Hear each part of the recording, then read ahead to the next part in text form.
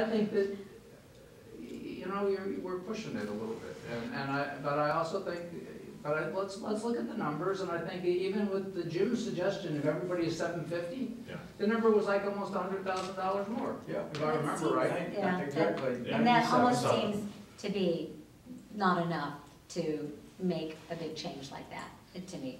And so, the other thing I just want to really caution us about is to make sure that we are doing, if we do a flat tax, that we have really sound legal advice so that we don't get caught, like with the off-haul fee or other, you know, fees that we had to, you know, turn around and get back, because that is something that killed us in 2008, 2009, you know, having to refund those fees. We do not want to get in that Well, situation. we have a city at all. attorney that's supposed to be able to tell us those kinds of things. Well, as I you said, know, but we were supposed to have city attorneys telling us about those things before, Well, you which know, things? years ago. Which things?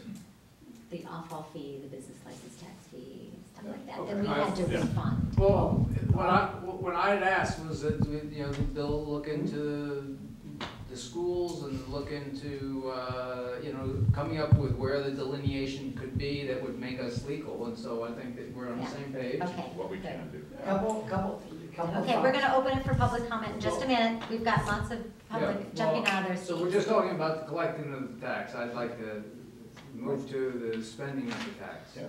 Well, just let me comment on that last comment, because we've looked at it from the staff level, from a couple of different levels. The law is fuzzy because there's a lot of cases out there that continue to come down the pike where people have been sued over their taxes. Now, what I can tell you is I have a laundry list of things that make it safer. But I like to start with, here's the one that passed last time and it wasn't challenged. That starts off pretty safe. It's not guaranteed, but it's pretty safe. I can tweak that and make a few changes that might make it procedurally safer. But the concept is, you know, you're looking at the spread of monies from different categories. Those categories went unchallenged, and if somebody were to challenge them now, we might have a pretty good argument. That ship sailed once before, and you know the law hasn't really changed, so maybe you wouldn't want to do that. At the same time, I have read a case today that says specifically you can have a flat fee for a parcel tax. Now, Oakland had a flat fee, but they based it on some wrong things. They said, this is, look, they were honest. They said, look, we're just trying to get around that 1% limit at Prop 13. And they had theirs thrown out.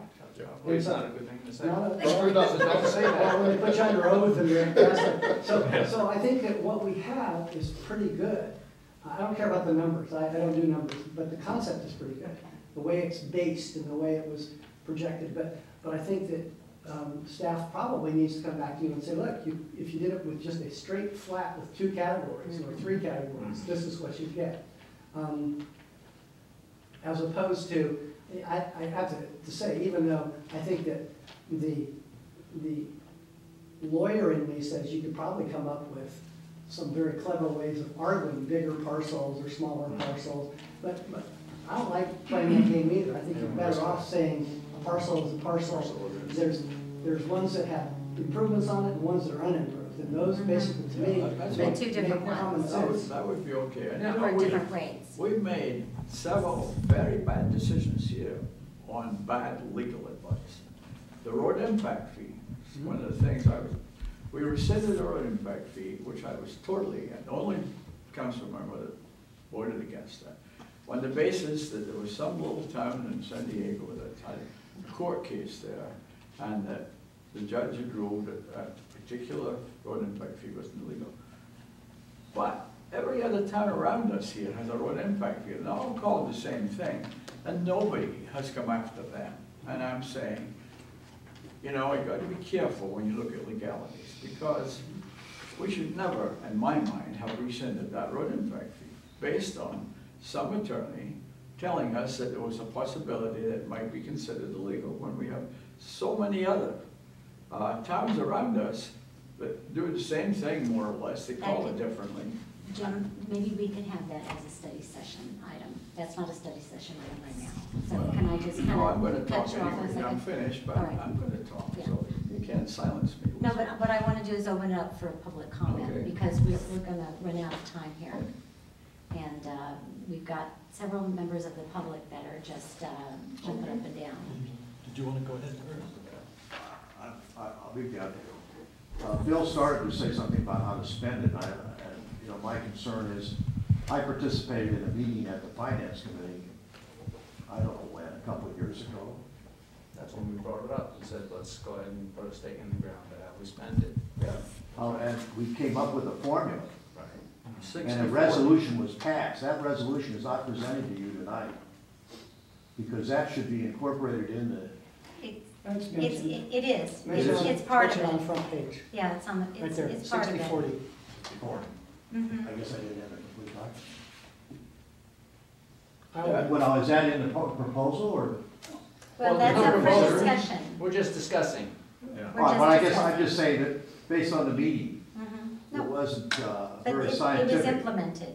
It was implemented. No, I was at the finance Mhm, committee mhm. meeting where we decided that it would be spent 60% on the police and 40% on the roads. And, you know, But if you change the resolution tomorrow to 70-30, there's nothing that would stop it. nothing that would stop. That's what I'm saying. It's up to- Maybe we it's up need to the council. Put it in the So There's nothing resolution. that would stop I mean, us put it in the deciding to proposal. totally spend the money in a totally different way. Well, I guess it depends whether you want the latitude or whether, you know, whose ox is being gored. But I just want to let you know that it's not in the, it was not clear in the original passage. And you have an opportunity to clarify it, whether you want to or something else. In the original passage of the parcel tax, there was no allocation stipulated. It was only stipulated of an allocation after the parcel tax passed. Right. Okay, Right. so it is. So the question is, do you acceptable. want to clarify? That's really my Yeah, point. exactly, okay. Anybody else have something? Okay, John? Well, I'm just going to say the history of the parcel tax, how a lot of Sure. people may not know about it. The last 8 times, it failed twice in a row. Failed. Mm, The next time it was brought back, it won by 12 votes. mm. And in '09, one of the council members, which none of you were there, wanted a 10-year parcel tax. That's how you I want. was there Well, you didn't initiate it though. in '09. Yeah. I worked on the parcel Yeah, tax. but you didn't initiate the 10-year. Someone else who's not here did. And Oh. A longer period. It can only go for 4 years. And that's why you- Which we, no, that's why you have Yeah. a 5-year parcel it's tax. only 4. It's only 4. 4 years the maximum. I thought it was 5 to 14. 4. 2009, it started 9, 10, 10, 11, 11, 12, 13, 14. Well, that's good, yeah. Yeah. And they also have in counties and other counties, senior exemptions for some of these taxes, which would I'm they all never. for that. Another- I don't think you qualify. It's not for If you're over everybody. 80, you gotta double It's not for every It's for people that are financially stressed, which are, you'd be surprised how many, I know, there's about 1,000 seniors in this town. Some of them would be surprised live on fixed incomes. Mhm. And that's about it, actually. Okay. You don't exactly qualify for senior exemptions, do you? And also, on the size of your lots, Lloyd Park has 86 units for parcels. The average house value in Lloyd Park on these small acreage, thirds, quarters, whatever, exceeds many, many full acre properties in other parts of Atherton. And then they're taxed less than the full acres, which is silly. Okay. Jack, did you want to say something? Yes, first I have 2 questions. One, are the results of that survey available? City manager? Well, the survey's still in draft form, working document, so it's not a public document yet. But it is going to the council on July 17th. It'll be So it will be publicized. available then? Yeah. Yep. The second question I have is how many vacant lots are there in Atherton? 71. 71. 71, and does vacant mean vacant temporarily? No house or other structure on the property. Can there be Could it have had a house in the past? Yes, it's vacant now, if they scraped it off and there's nothing there. Yeah. If there's nothing to assess at the assessor's office in the way of the improvements, physical improvements to the property, now, if somebody went out there and paved part of it and put in parking spaces for their RV or something, which we wouldn't allow, but if they did that and they had pavement out there, the county says that's an improvement. But there's nobody living there. I think the term vacant is, as it's used in tax purposes, is really talking about whether or not there is a habitable structure on the property, whether it's being currently used by somebody to live in it or not. You know, the example being, maybe somebody bought a house and they're waiting to improve it, and so they all moved to another house somewhere else. It doesn't matter, it's still a habitable house, somebody could live in it. And so it's taxed as an improved property. But there is another question. We have quite a few people now that have bought the lot next door. Okay? Now that lot is still subdivided, it's still an individual lot. So they are now living on a 2-acre parcel, which is actually made up of 2 1-acre parcels. They're not living on a 2-acre parcel. They're living on a 1-acre parcel and they own an adjacent 1-acre parcel. Just because even if they put a lawn and a driveway, they're still not living on it until they merge those lots. Right. And there's a process to do that, merger of lots. And as long as they stand as separate parcels, and a lot of people don't want to do that because somewhere down the line, they might want to give one to their kids or sell one, that sort of thing. And that's still possible. So they're taxed on the second floor. Yes. Property tax is vacant land. Yes. Which is very, very low actually, because land value is, far less than. We're not, remember, we're not basing it on land value, No. because that would make it an invalid tax. No, I'm not saying we make I'm not saying we do But that's what anything to the do with county parcel does. tax. It I was just is- asking that question. Well, that's interesting. If Yeah. if they have 2 1-acre parcels and the next door neighbor one that they own is vacant, unimproved, they're charged $375 for that one and $750 for the one that there's a dwelling unit on. Yeah. But if they merge them into 1 2-acre parcel, they're only That's right. gonna be charged $960. Yeah, that's right. So if they have maybe less. grass and trees, they landscaped it, is that improvement or not? No, No. so it's gotta be a physical structure. One of the reasons for my question was, I was thinking about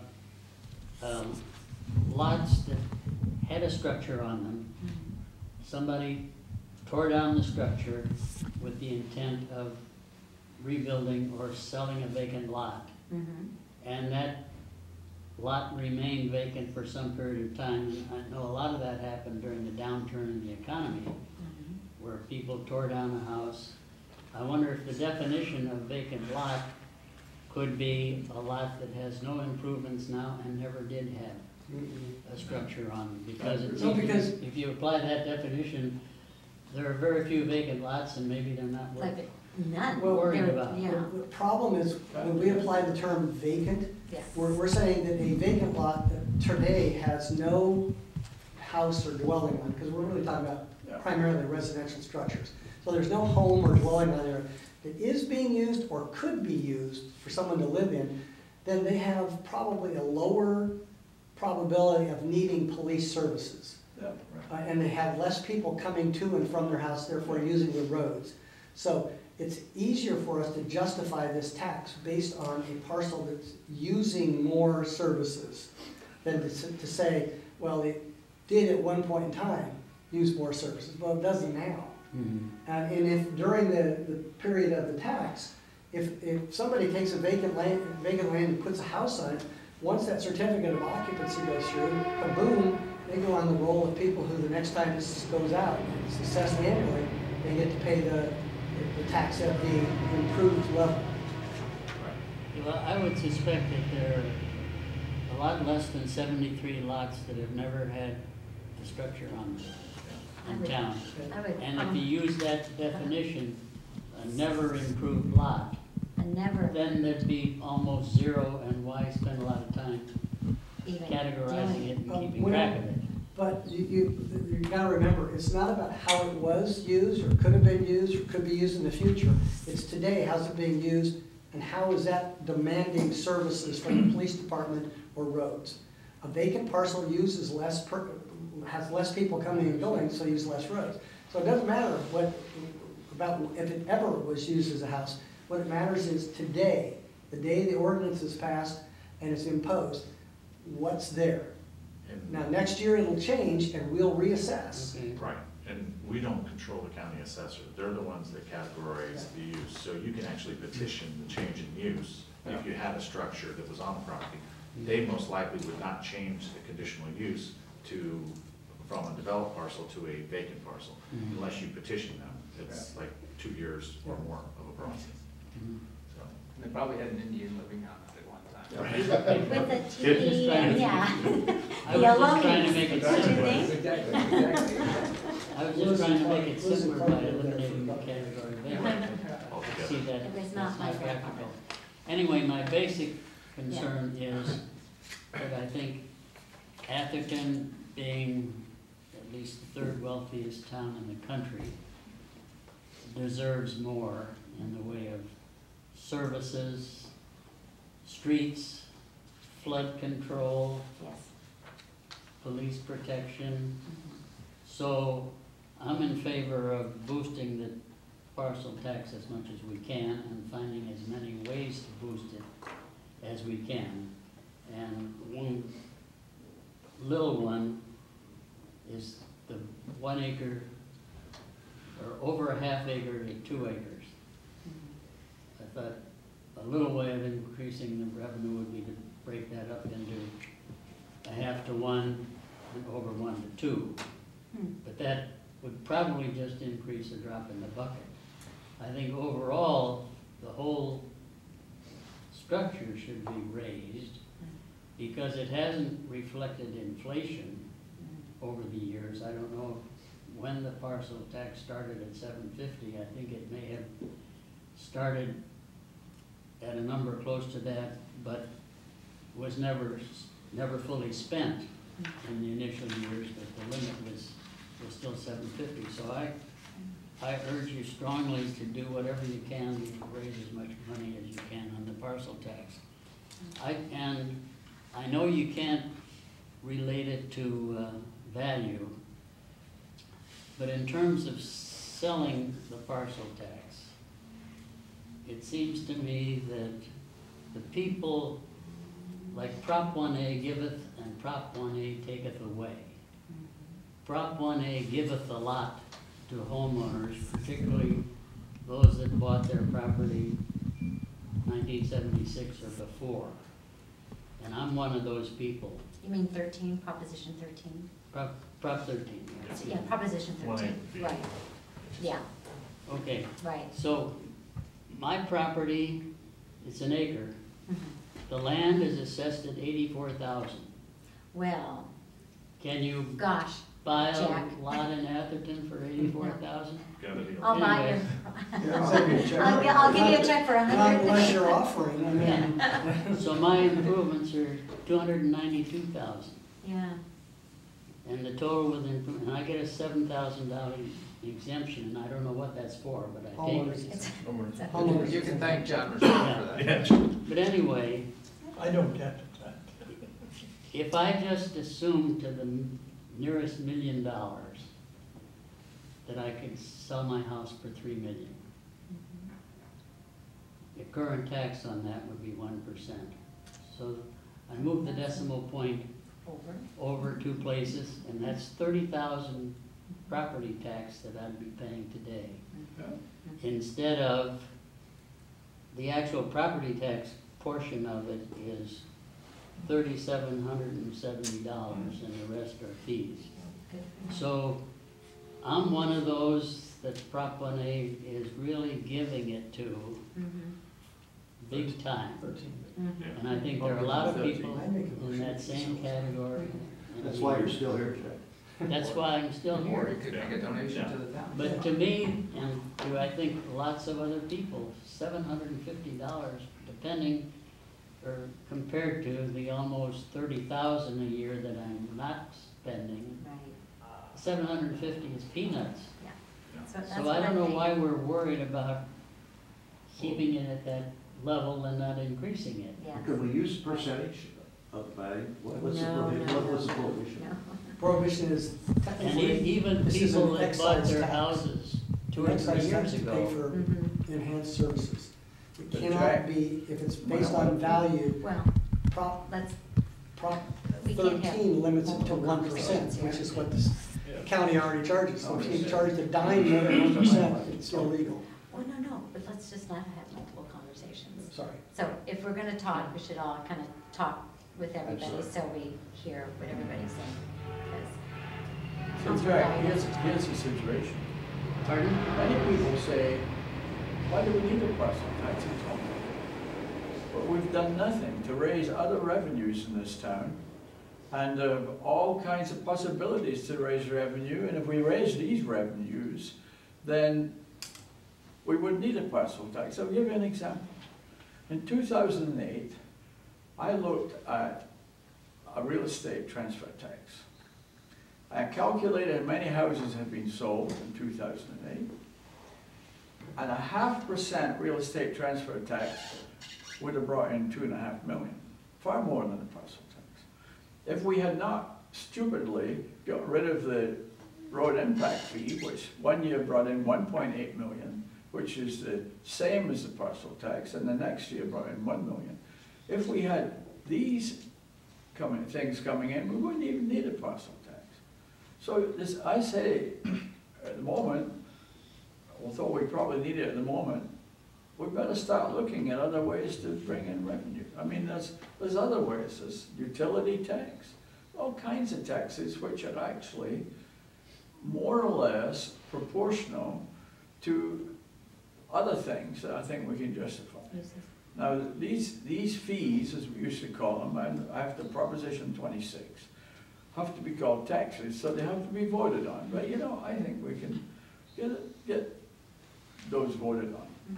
So, Well, I'm not Councilmember just Dobby pushing is- the parcel No. tax, I agree with you, You're I right. think we should raise money wherever we can. Absolutely. exactly. John, so Councilmember Dobby is absolutely right.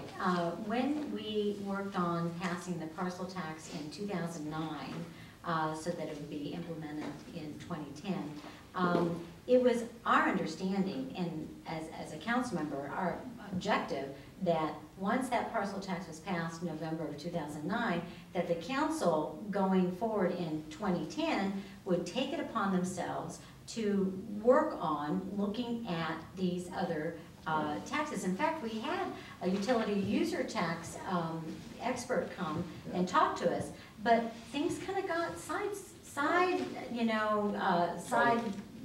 What was And so sidetracked was the Charter City decision. we just didn't, we didn't focus on that. So it's hopefully this council's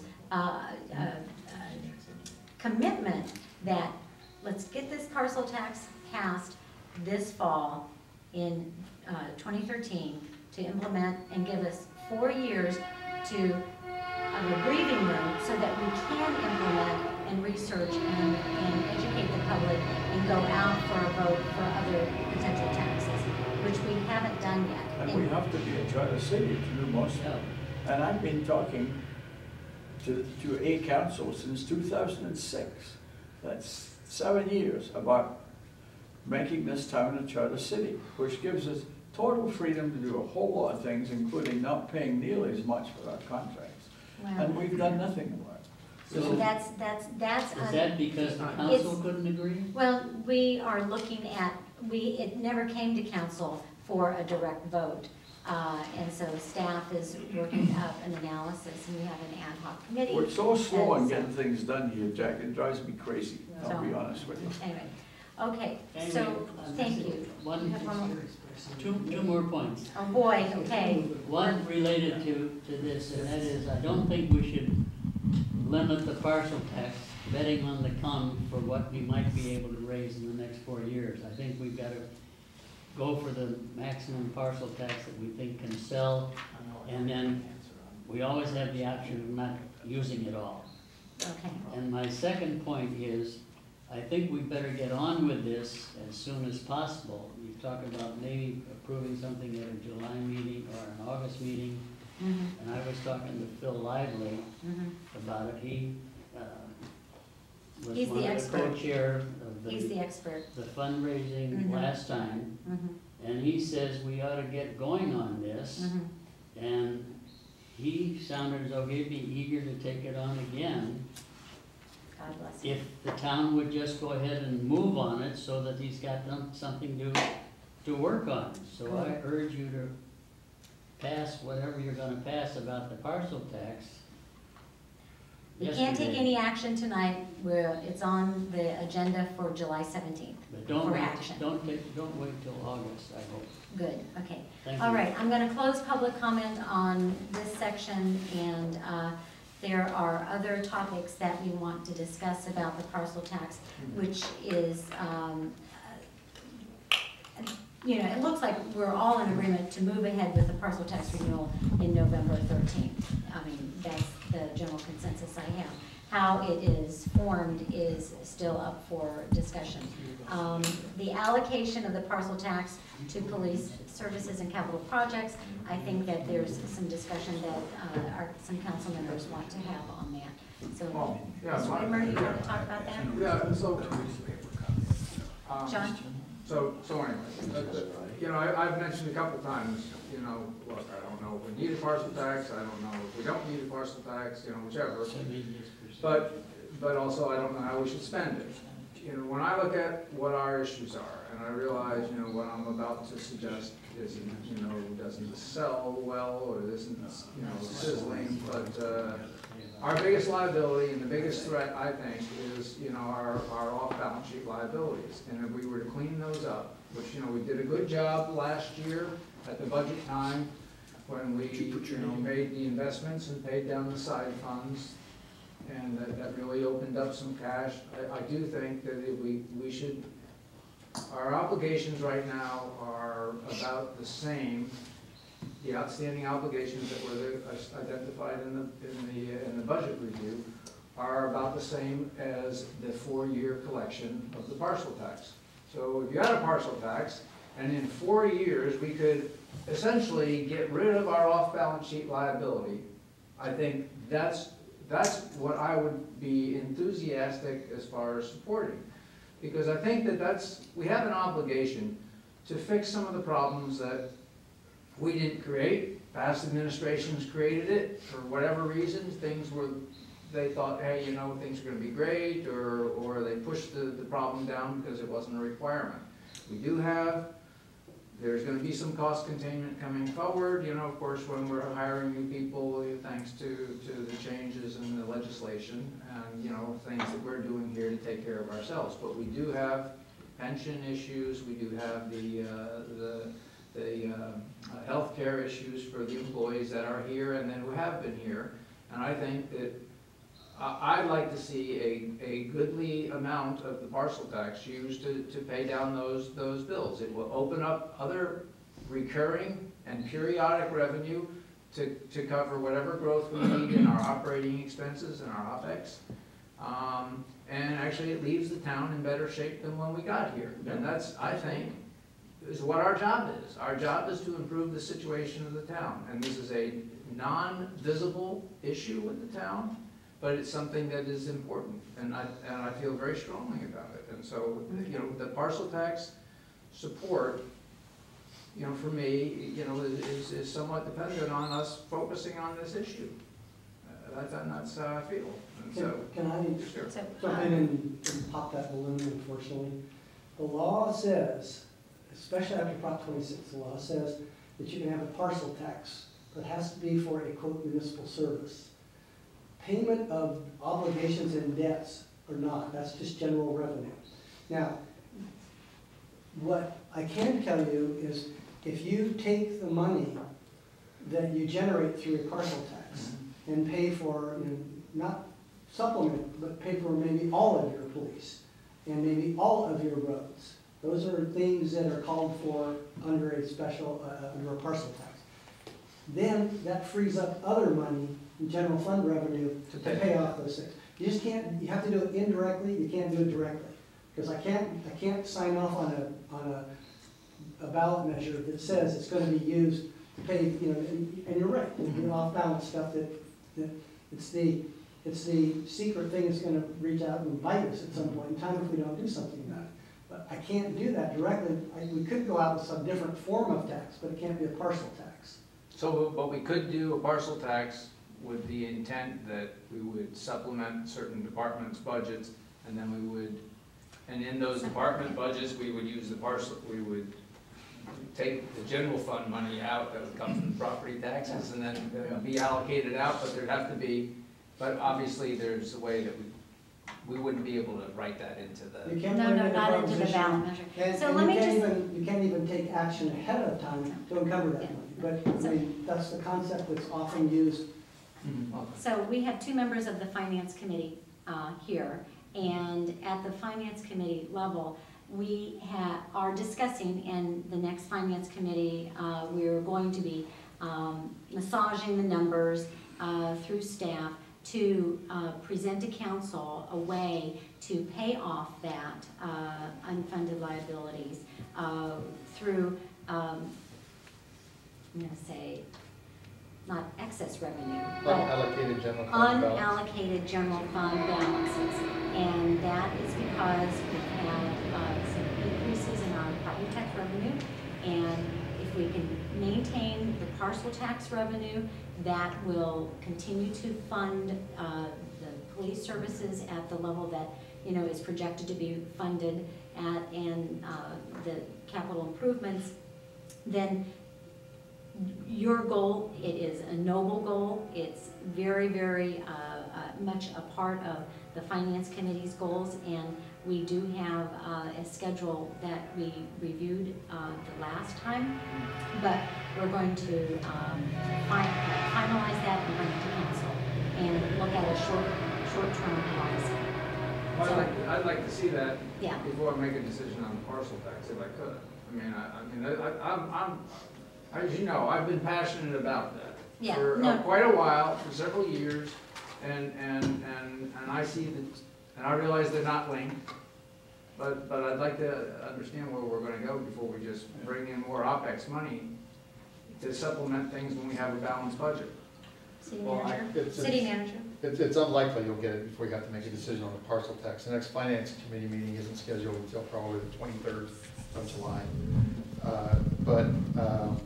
To your point, and the city attorney's point of allocating, you can by council policy say to the finance committee, as they are discussing the issue, we would like to see an allocation equal to the 60% that the parcel tax revenue brings in to the police services budget from the unallocated general fund balance to be paid toward their portion of the unfunded actuarial liabilities for pension and healthcare, which would be $1 million a year. And you know, one of the serious concerns we should have is CalPERS. CalPERS is still projecting very substantial return on their investment, which nobody really believes. 7%. Fun? It's only 7%. 7%. Well, And therefore, 5.5. what is gonna happen is that if they can't make that, all of our costs are gonna go up like crazy. And therefore, everything we can do that can pay off anything that might be involved in that is something we need to do. So, okay. Do you have? Yeah, I just, on a separate note, with the percentage breakdown at 60/40, and the 40 being in public works, I think we really have to focus a little bit more on the long-term capital improvements related to drainage. I think that it's just, we're short-sighted on it, and those are big costs.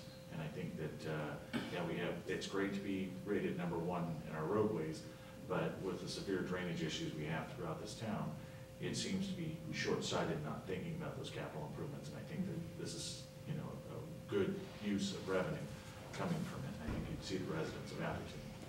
So, but, can I just make a comment about that? Because I don't think that the parcel tax allocation of $740,000 a year to this capital improvement projects would make a dent in the drainage that we need to do citywide. And I think that a lot of people that I've talked with are very open for maybe some kind of a district bond measure for the, that they get assessed in the areas that are really needed, that have issues. Because I think we're talking multiple tens of millions of dollars. I have no basis of that, but, you know, to do underground storm drains, it's, I don't think the At one time it was 700,000. estimated at $60 million. It was 44.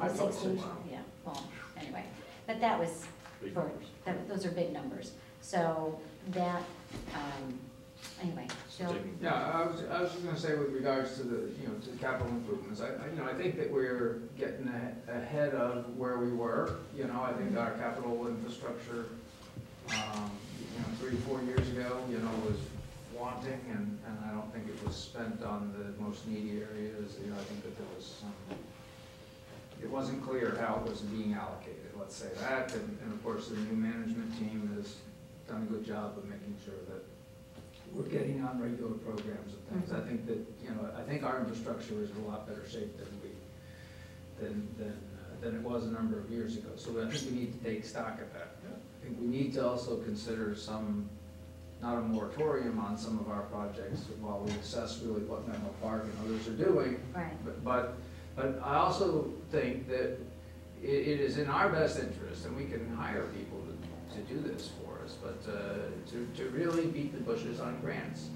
We don't get any grants for I anything. agree with you. And We need to hire somebody to do that. Yeah, or a contract, you get a contract, we don't have to Right. hire somebody. But Well, I'm sensitive to that, but yes, I understand. You're in agreement with me. But you said the word. Well, I meant hire a firm. But I think seriously, we need to we hire. don't get our fair share, and we don't get money, But- you know, from the jurisdictions. If you look at the water, for example, if I could just, I'll just Go go ahead. off on this one more time, Okay. and then I'll let it go. But, you know, I've walked the channel the same as all of us have with Yeah. Mr. Lively, starting up there with all the pollution that's coming from those Right. horse farms, Mhm. and shooting down, polluting the water, and then we're worried about how we're getting it out there. You know, what we ought to be doing is doing the testing of that water and going back to Woodside and saying you're polluting our water, you know, and file an environmental impact.